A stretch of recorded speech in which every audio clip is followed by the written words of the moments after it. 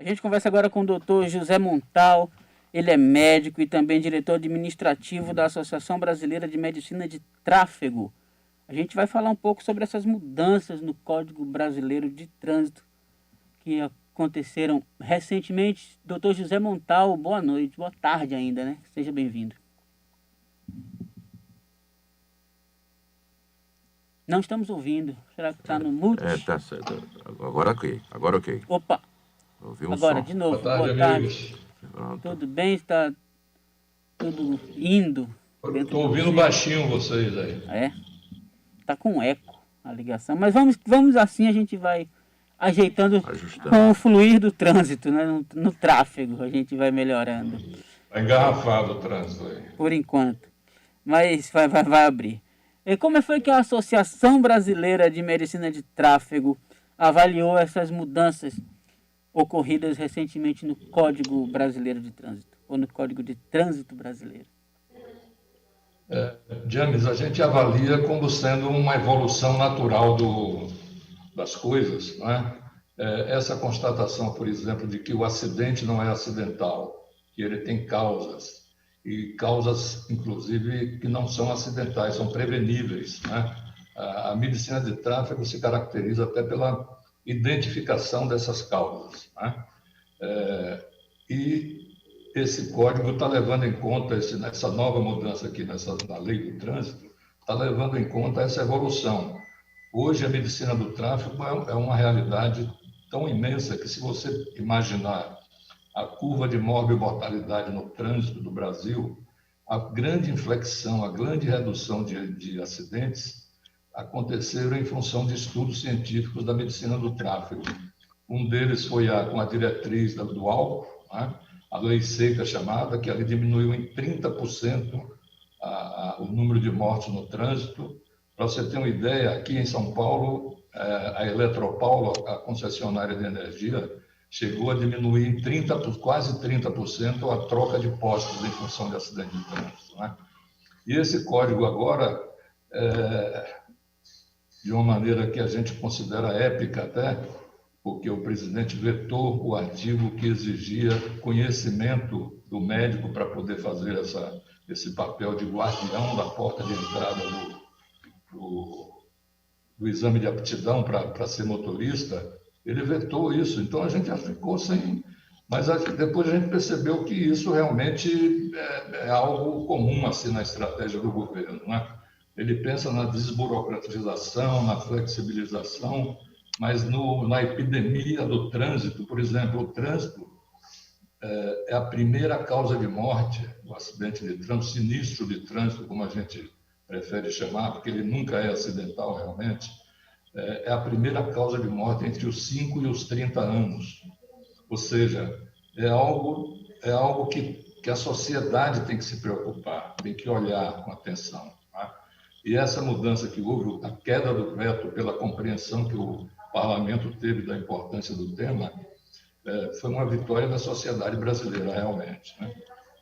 Além dessa vitória em relação à exigência de que o médico que faça o exame seja um especialista pela Associação Médica Brasileira, tem algumas outras alterações interessantes. Uma delas é relacionada com a lei das cadeirinhas, né? Como eu disse antes, nessas idades bem de criança e bebê, recém-nascido, o acidente de trânsito é mortífero, né? Nessa primeiros 5 anos de vida, o acidente de trânsito não é a primeira causa, mas é a segunda causa, né? E dos 5 em diante é a primeira causa. Quando a gente conseguiu colocar uma diretriz da Abramet como resolução do CONTRAN, 2012, houve uma queda de 23% na mortalidade de criança, para você ter uma ideia, né? A cadeirinha de segurança de criança é algo de tanta importância para a medicina e para a vida e para a sociedade, quanto o cinto de segurança também o é, né? Você está contido devidamente na estrutura do automóvel quando acontece um acidente, é uma garantia de sobrevivência praticamente, né? E isso é uma coisa que a gente tem que comemorar nessa mudança aí do nosso código. Olá, doutor. Muito boa tarde. Daniele agora falando. Uma dessas mudanças que chamaram a atenção foi o aumento do limite de pontos para a carteira vir a ser suspensa. Essa mudança vai beneficiar quem já tinha, de repente, chegado ao limite de pontos da carteira? Eu acho que talvez nem seja essa a maior preocupação, Daniel. A sinalização que a lei está mandando para a sociedade é assim: você pode transgredir mais, que tudo bem. E a gente sabe que a transgressão no trânsito, a infração do trânsito, é o prenúncio do acidente. Existe uma correlação muito clara entre o condutor infrator e o acidente. O grande drama Você tem uma ideia, 95% da população de condutores não comete infrações perigosas. Então, esses 5% de infratores contumazes são responsáveis pela grande maioria dos acidentes de trânsito, né? E quando você muda o critério da pontuação, você está dizendo que esse condutor pode transgredir mais, pode colocar mais gente em risco, pode se colocar, inclusive, em risco, né? É uma coisa que realmente houve uma carência de entendimento do governo em relação a isso, né? E em relação ao senhor chegou a citar a lei seca, por exemplo, o que é que muda para os motoristas que forem pegos dirigindo sob o efeito de álcool? E aí eu já queria deixar aqui uma dúvida que eu tenho sobre a lei seca, que é muito importante, né? Foi um divisor de águas aqui e agora funciona assim como uma espécie de laranja mecânica, né? As pessoas não entendem para que serve o funcionamento da lei seca e acabam trabalhando numa rede de compartilhamento informando onde tem blitz, em lugares específicos. Então eu quero que o senhor fale sobre isso, sobre essa relação que a gente tem aqui no Brasil especificamente com o álcool e com a bebida e como a associação trabalha sobre isso. Eu podia repetir a primeira pergunta, Daniela? O que é que muda para quem for flagrado sob efeito de álcool? Ah, sim, em relação ao álcool lá, né? Isso. Muda o seguinte: teve uma mudança realmente, eu diria, espetacular, né? Aquelas penas alternativas para quem cometesse um acidente grave com fatalidade poderiam ser aplicadas para substituir a pena de reclusão, ela deixa de existir. Não tem mais o recurso de distribuir cesta básica, essas coisas, isso acabou, né? A legislação mudou com isso. E quanto ao outro aspecto que você falou, essa solidariedade do mal, digamos assim, né? De você, nesse momento, a sociedade está unida para transgredir, é lamentável, realmente, né? E a gente acha até na Abramet que isso talvez seja uma carência da nossa competência para comunicar, né? Porque, evidentemente, que a pessoa que recebe a mensagem sobre o álcool como elemento nocivo e grande provocador de acidente, talvez seja o primeiro vilão dos acidentes de trânsito, termina sendo algo que a gente não consegue passar para a sociedade, né? Todo acidente de trânsito, praticamente, tem algum componente relacionado com álcool, né? E não existe dose segura para dirigir, né? A primeira dose já provoca alterações, por exemplo, já lhe incapacita para controlar o trânsito à frente e o controle dos espelhos retrovisores, né? Então, é algo assim que realmente não dá para combinar. Você pode até beber, mas nunca nessa condição de estar conduzindo um veículo, né? E hoje a gente sabe, por exemplo, que em relação aos jovens, que tem também o sinistro de trânsito como primeira causa de morte, que o álcool tem uma importância terrível ali, porque ele junta com aquela condição da balada, que você não dorme, então você junta o álcool com sono, e isso não é uma soma, isso multiplica o risco de uma maneira fantástica, entendeu? Então, esses acidentes da madrugada, a maioria das vezes está ligado a isso. A juventude, a inexperiência, o uso do álcool e outras drogas, e um fator terrível, que também a gente tem dificuldade de comunicar, que é a pressão dos pares. A cada pessoa a mais que você tem dentro do veículo, jovem, cada jovem a mais ali, é como se fosse um pezinho a mais acelerando, entendeu? Mais um estímulo para transgredir, mais um estímulo para você competir, para você ultrapassar limites, né? O jovem realmente é um grande desafio para quem quer preservar vidas no trânsito. Mas, por exemplo, a Espanha conseguiu uma vitória fantástica nesse aspecto. É um país que tem tradição de uso de bebida alcoólica, né? E tinha quase tantos sinistros por 100 mil habitantes quanto o Brasil há alguns anos atrás. Mas eles fizeram uma programação lá de educação no trânsito e conseguiu um resultado fantástico. O número de acidentes na Espanha voltou aos níveis da década de 1960, uma redução assim, de mais de 60%. E o mais incrível nessa redução é que no grupo de jovens, que é uma vítima preferencial do trânsito, eles conseguiram 85% de redução. E eles atribuem muito disso ao tipo de campanha que era feita, que era realmente cruenta, uma coisa difícil até de assistir, e principalmente ao fato de ter colocado questões no ensino médio ali, né? Um pouquinho antes da pessoa se habilitar como motorista, né? Então, temas como ética, valores, responsabilidade, autoestima, o papel do governo, o interesse público, isso foi massificado nas escolas e se atribui a isso a redução de 85% de sinistros. Doutor, temos um ouvinte que quer fazer uma pergunta ao senhor, Eliton. Pode falar. Diga. Boa tarde, doutor. Tudo bem, né? Boa tarde, bancada aí, boa tarde, Aurão, boa tarde, Jaime, a galera toda aí. Estou com dificuldade de ouvir. O senhor está me ouvindo, né? Pode falar, ouvinte. A minha pergunta é a seguinte: eu sou habilitado tenho mais de 50 anos, sou habilitado há mais de 30 anos e estou com a renovação de minha habilitação de 1 ano e meio. O que é que acontece? Eu preciso fazer o toxicológico agora com essa nova lei que é 2 anos e meio ou após a próxima renovação? Qual é a sua categoria mesmo? Categoria D. D. D remunerada. Dado, né? Isso. D de dado. Então, a lei referente ao exame toxicológico, amigo, é diferente daquela do exame de saúde, de aptidão física e mental, né? Existe a obrigação de repetir o exame a cada 2 anos e meio.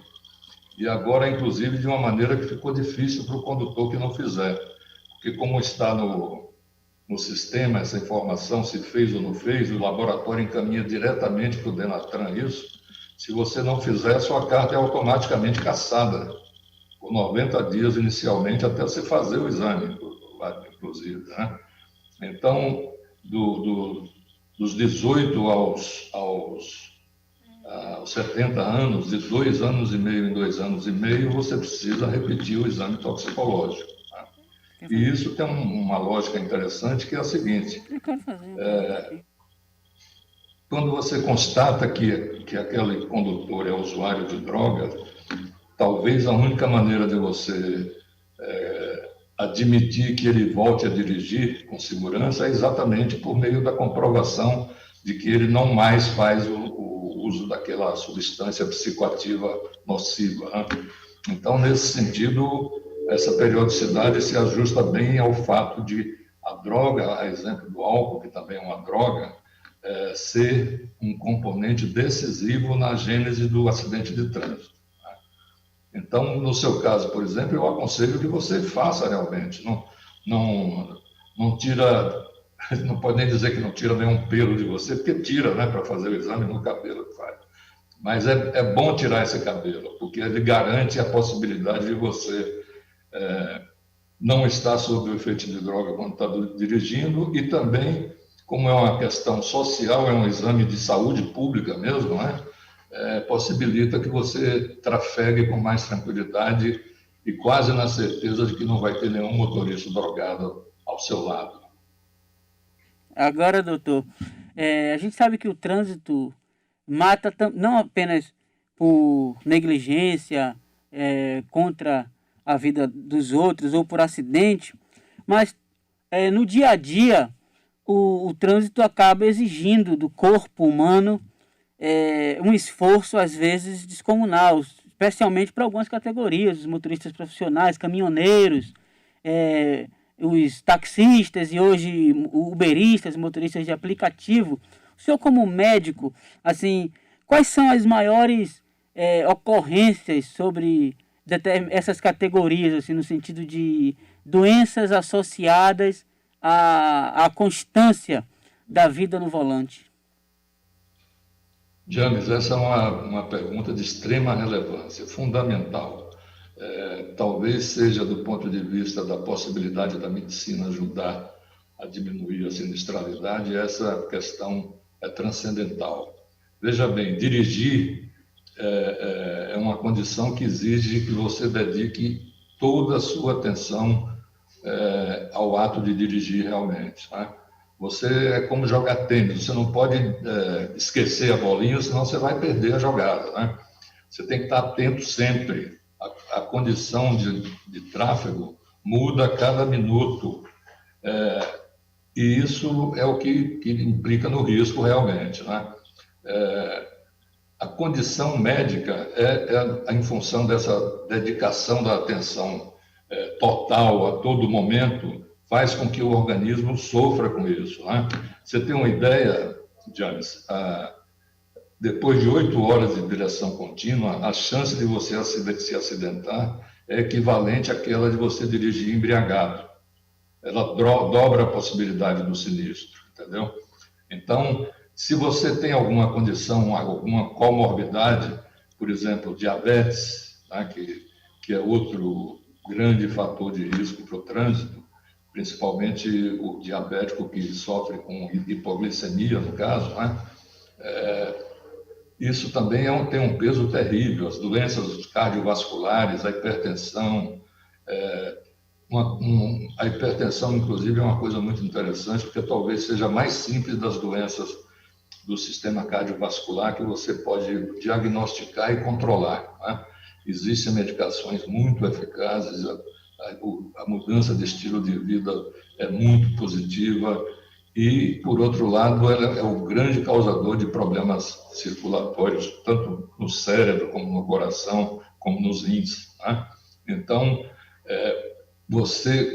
esses exames realizados periodicamente para condutores têm esse aspecto de ter atenção com a saúde da pessoa.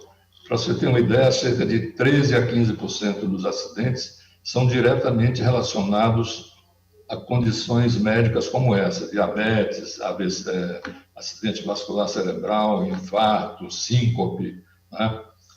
Isso realmente são condições epilepsia, inclusive, isso são condições que o médico pode detectar e a medicina do tráfego tem tecnologias para você aferir isso com precisão. Por isso também que a gente lamenta essa questão da extensão do prazo da validade, né? Quanto mais frequente for a avaliação, melhor. E é interessante que os próprios caminhoneiros que se relacionam por meio de associações com a Associação Brasileira de Medicina de Tráfego têm isso muito nítido, né? Muitos agradecem aos médicos por terem advertido sobre a necessidade de tomar providência para determinada doença, seja para o diabetes, seja para a pressão, hipertensão, principalmente, né? Então, como eu disse, essa preocupação que você tem aí, James, talvez seja o grande lance da medicina do tráfego, realmente. A gente conversou com o Dr. José Montal, ele é médico e também diretor administrativo da Abramet, Associação Brasileira de Medicina de Tráfego. Muito obrigado, doutor, por essa entrevista e sucesso. Eu que agradeço a oportunidade, James, e estamos sempre às ordens, viu?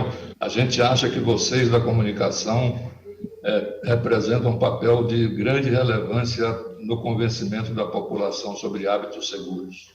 Muito obrigado. A gente que agradece, sempre uma conversa esclarecedora, é bom educar a população, porque o tráfego faz parte da vida de todo mundo, né? Quem tem carro, quem não tem, a gente está sempre ali nas margens dele, podendo ser vítimas, né? Uma coisa que é tão útil, mas que também, estatisticamente, a gente sabe que leva muitas vidas